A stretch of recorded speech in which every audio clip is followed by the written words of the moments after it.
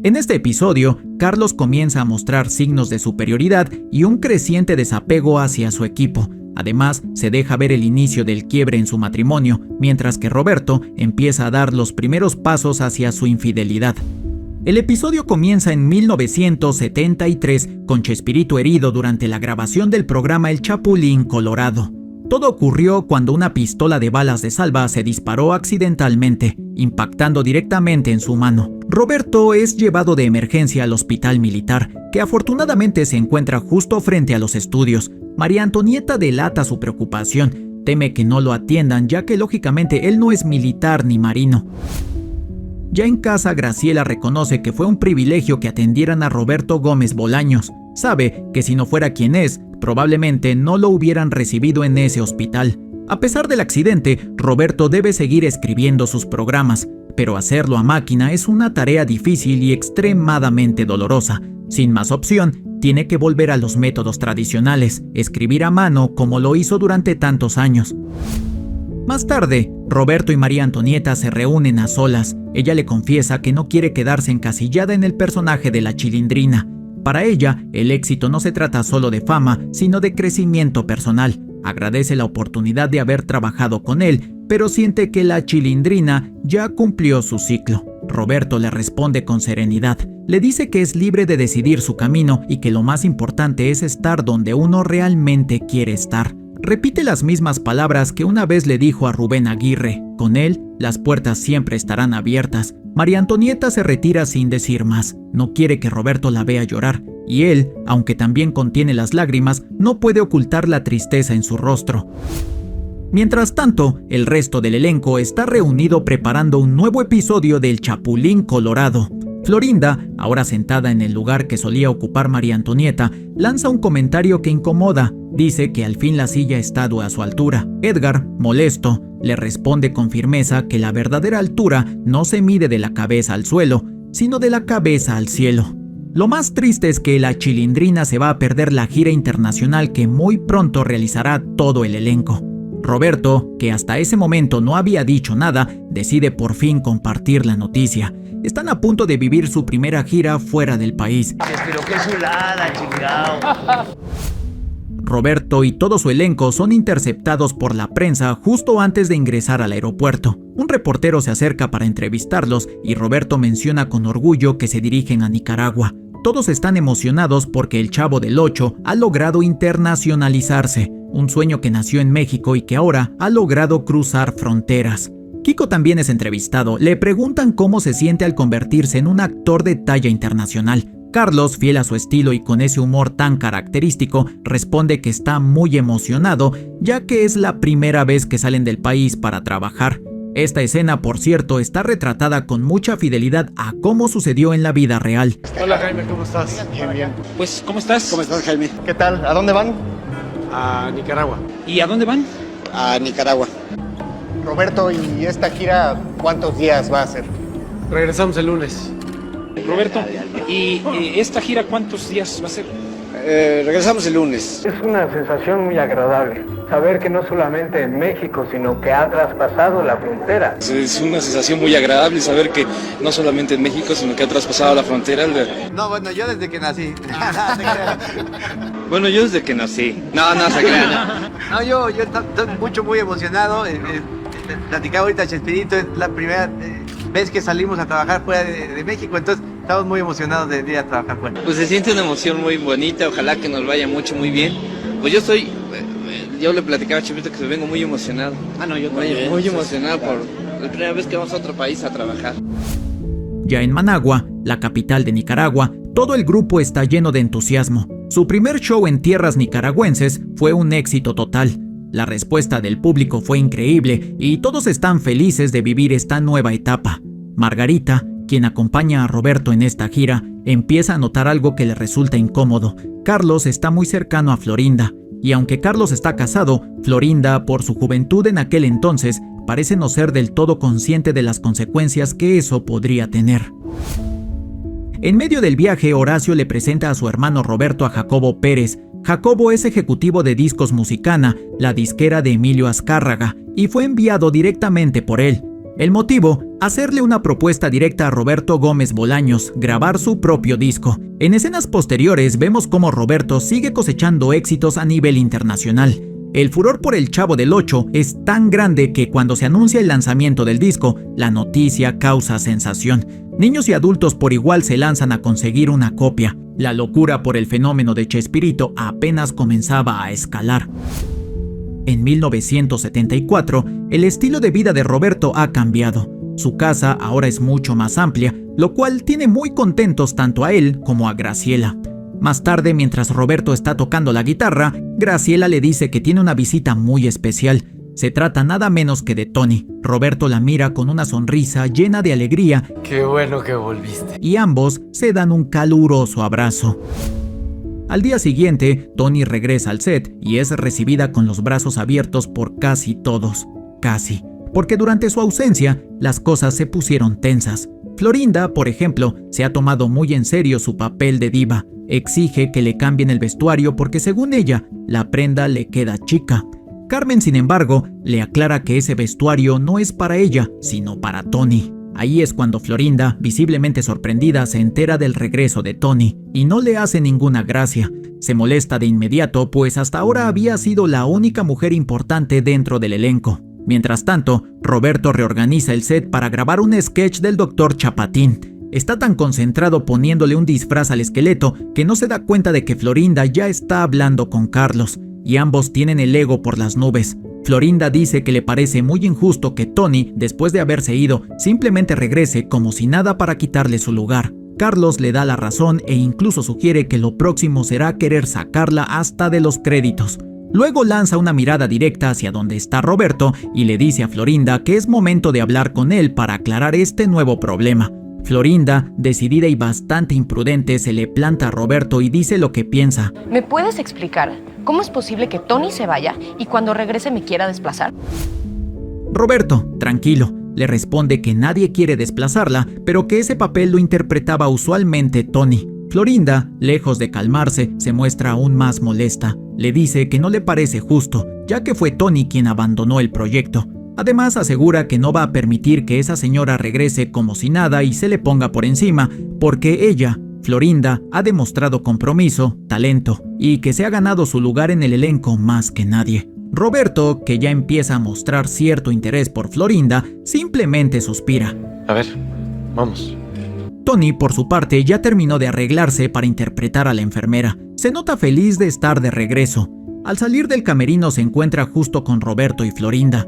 Entonces, él le dirige unas palabras clásicas. Yo sé que has estado desde el principio conmigo, dejando en claro que aunque Tony fue su primera actriz y le tiene cariño, no todo será como antes y su lugar no está completamente asegurado. Mientras ambos se alejan, Florinda, aún bastante molesta, los observa de lejos, esperando que su berrinche surta el efecto que desea. Más tarde, Roberto le cuenta a Graciela cómo estuvo el problema entre Florinda y Tony. Graciela, que es bastante paciente y hasta ese momento no sospechaba absolutamente nada entre Florinda y Roberto, ya que durante la gira la había visto muy cariñosa con Carlos, le dice que solo les tenga paciencia, pues ese tipo de conflictos de ego son totalmente normales. Roberto le responde que para él todos en el elenco son como una familia y que lo último que quiere es que ese vínculo se rompa. Entonces Graciela, con ese tono maternal y amoroso que la caracteriza, le dice que está bien que se haga cargo de esa nueva familia, pero que no descuide a la que ya tiene, ella y sus 6 hijos. En el set, mientras filman una escena clásica de El Chavo del Ocho, vemos un nuevo llanto de Kiko y notamos que los vestuarios ya han cambiado.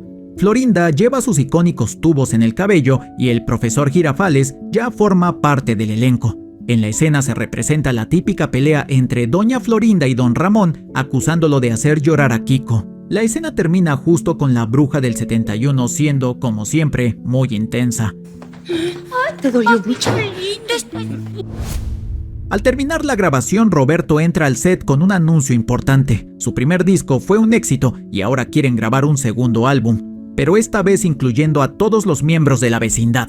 La noticia emociona al elenco, aunque Florinda, con su clásico tono egocéntrico, pregunta si todos van a cantar. Nadie le presta demasiada atención. Rubén se emociona diciendo que va a demostrar sus dotes de cantante, lo mismo que Edgar Vivar, Ramón, que ya viene de una familia de artistas como los Valdés, se suma con entusiasmo. Y Angelines, bueno, ella definitivamente no va a cantar. Yo los acompaño con las castañuelas. Pero Carlos, serio y con cierta altanería, le dice a Roberto que con él no cuente, ya que firmó un contrato exclusivo con otra disquera.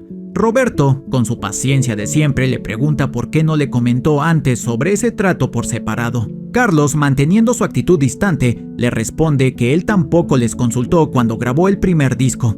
Entonces Roberto le pregunta si al menos lo haría con otro personaje, a lo que Carlos, con tono burlón, le dice que no tiene otro personaje. Horacio interviene, advirtiéndole a Carlos que esa decisión podría arruinarlo todo con la disquera, pero a Carlos no parece importarle. Lo siento mucho. Roberto se queda pensativo sin decir mucho más, solo que se dedicará a componer. Sin embargo, el ambiente en el elenco ya se nota más tenso y las miradas cruzadas dejan claro que algo ha cambiado. Más tarde, Roberto le cuenta a Graciela que ya tiene fecha para grabar el segundo álbum, pero con otra disquera. Todo por culpa del conflicto con Carlos. Graciela, algo sorprendida, le dice que no pensó que grabar otro disco fuera tan importante para él. Roberto, en tono juguetón, le responde que no puede privar al mundo de su talento musical y que la grabación ya está pactada para finales de julio. Ahí es cuando a Graciela se molesta. Le recuerda que ya tenían planeadas y pagadas las vacaciones familiares a Puerto Vallarta justo para esas fechas. Roberto, confundido, admite que no lo recordaba. Ella le pide que cambie las fechas de grabación, pero él le explica que hay mucha gente ya comprometida y que no es tan fácil mover todo. Aunque lamenta el olvido, Graciela le responde seria que el trabajo lo está rebasando y que espera que todas esas decisiones estén realmente valiendo la pena. Al día siguiente, Horacio les muestra el álbum No contaban con mi astucia, un disco originalmente lanzado en 1976, considerado la banda sonora tanto del Chapulín Colorado como de El Chavo del Ocho. Una obra que en medio del caos les recuerda por qué están ahí, por algo que empezó con risas y sueños, pero que ahora ya no parece tan sencillo de mantener. Ahí, Horacio les cuenta que Roberto ya resolvió el problema con la disquera y que, de hecho, ni siquiera les importa que Carlos no participe en el nuevo álbum. Esa respuesta, como era de esperarse, no le cae nada bien a Carlos. Lo bueno es que Roberto ya está trabajando en nuevas canciones.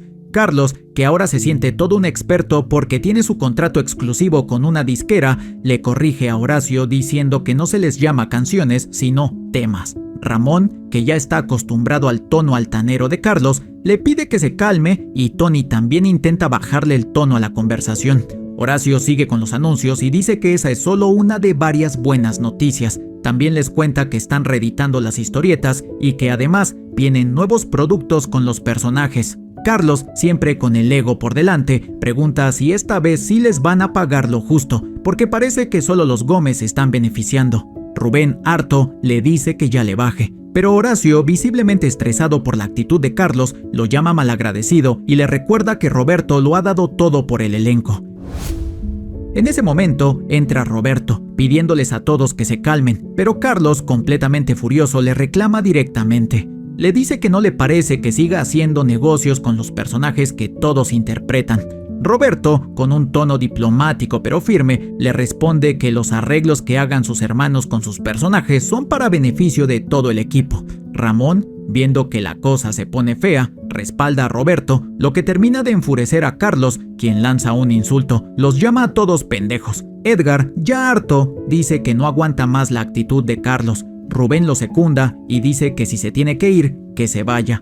Florinda, que claramente tiene una relación con Carlos, se levanta y se va de la junta. Y esa salida sí que preocupa a Roberto, pero como no puede detenerla, solo les pide a todos que se tranquilicen. Afuera, Carlos le dice a Florinda que Roberto los necesita más a ellos de lo que ellos necesitan a Roberto como productor, pero Florinda se burla de él, diciéndole que claramente no puede manejar el éxito. Eso le pega directo al ego a Carlos, quien le responde de forma hiriente que no todo se arregla poniéndose faldas y escotes. Florinda, furiosa, le dice que no entiende por qué está con una persona como él, y así la discusión sube de tono, convirtiéndose en una lluvia de insultos y en el fin de su relación. Esa misma noche, Roberto se toma unas copas con Don Ramón. Ambos recuerdan sus más de 10 años trabajando juntos, no solo desde Los Supergenios de la Mesa Cuadrada, sino desde aquella vieja película con Angélica María, El cuerpo del delito. Ramón, nostálgico, le dice que lo ha visto crecer desde sus inicios, incluso cuando no tenían dinero, pero que nunca lo había visto tan cansado como ahora. Roberto le confiesa que tal vez sea la edad o todas las responsabilidades que conlleva este nuevo éxito. Ramón le da la razón, porque sabe que a todos se les está subiendo el ego, y ahí mismo le aconseja que no le haga caso a Carlos, que en esta vida se viene a disfrutar. Roberto le contesta con una sonrisa que también se viene a trabajar porque es lo que le gusta. En eso la charla es interrumpida por una llamada. Es Graciela. Ya en casa Roberto llega bastante tarde, encuentra a toda la familia cenando, pero no se les acerca. En lugar de eso, se enfurece con Graciela y le reclama por haberle llamado para interrumpir su trabajo.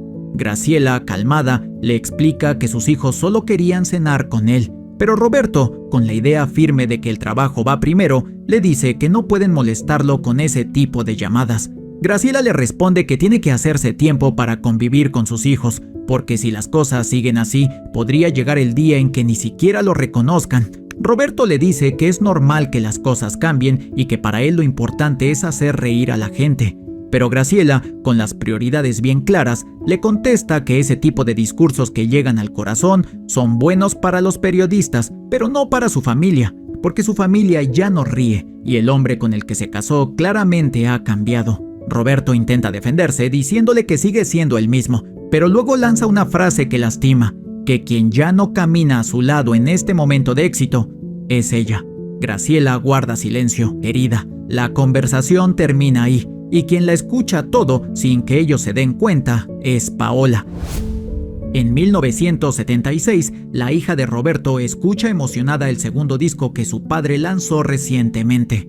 Está feliz con las nuevas canciones y al verla bailar, Roberto se llena de orgullo. Ambos se contagian de la alegría del momento y terminan bailando juntos. La ocasión es especial porque se acerca la presentación de baile de su hija, a la que asistirán su madre, una amiga cercana, y por supuesto, Roberto, quien le promete que no se perderá ese evento por nada del mundo. Más tarde, en las oficinas del Canal Alfa, Roberto es citado de manera urgente por Emilio, quien necesita hablar con él sobre asuntos importantes. ¿Sí necesita hablar con usted? Nada más está terminando una llamada telefónica. Está bien. Gracias. Mientras tanto, su hija se prepara con ilusión para su presentación. Sus amigas le preguntan si su papá es el Chavo del Ocho y ella, recordando la promesa de Roberto, responde con una gran sonrisa que sí. La presentación comienza, pero Roberto aún sigue esperando a que Emilio lo reciba. Sin embargo, cuando llega una mujer con quien Emilio ya tenía agendada una cita, Roberto no puede esperar más. Promete que regresará lo antes posible. Aunque llega con bastante retraso, Roberto alcanza a ver parte de la presentación. Está a punto de bajar al auditorio junto a su esposa, pero en ese instante, varias personas comienzan a reconocerlo. En una decisión difícil, Roberto prioriza su compromiso con Emilio y se retira rápidamente hacia las oficinas del canal. Lamentablemente, cuando la presentación termina, su hija es recibida únicamente por su madre y su pequeña amiga. Lejos de mostrarse decepcionada, la niña justifica la ausencia de su padre diciendo que seguramente tuvo mucho trabajo, una respuesta sorprendentemente madura para su edad. Sin embargo, para Graciela, su madre, esa excusa no basta. En la reunión con Emilio, este le comunica a Roberto que su programa es un éxito rotundo en el extranjero. En casi toda Latinoamérica lo ven alrededor de 350 millones de personas, una cifra tan inmensa que incluso Emilio tiene dificultades para procesarla. Debido a ese éxito abrumador y a los buenos resultados que ha traído para la televisora, Emilio le organiza a Roberto una fiesta de homenaje a la que asistirán celebridades y estrellas. Le pide que lleve a su esposa y además le adelanta que le ha preparado una sorpresa especial para cuando llegue a casa. Esa noche, al regresar, Roberto se encuentra con un lujoso Mercedes estacionado frente a su casa y una carta de agradecimiento firmada por Emilio. Es un gesto generoso por parte de su jefe, pero al intentar entrar, descubre que la puerta está cerrada con seguro. En ese momento, Graciela lo enfrenta. Le reprocha haberle roto el corazón a su hija al no presentarse a un evento tan importante para ella. Roberto intenta defenderse con una verdad a medias, diciendo que sí estuvo presente durante toda la presentación, pero que tuvo que irse de emergencia por un compromiso. Para su mala suerte, en su mejilla todavía tiene una marca de lápiz labial, resultado del saludo con la mujer que Emilio había citado antes.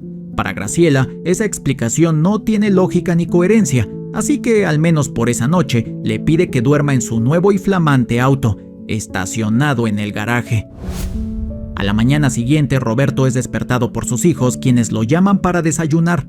En un gesto de amor, Graciela ya le había dicho a su hija que su padre sí estuvo presente en la presentación, una mentira piadosa que no busca justificar a Roberto, sino proteger el corazón de su pequeña. Cuando todos sus hijos se van a la escuela, Graciela y Roberto se quedan solos en casa y tienen una conversación bastante tensa. Roberto le comenta que esa noche habrá un evento especial al que ella está invitada.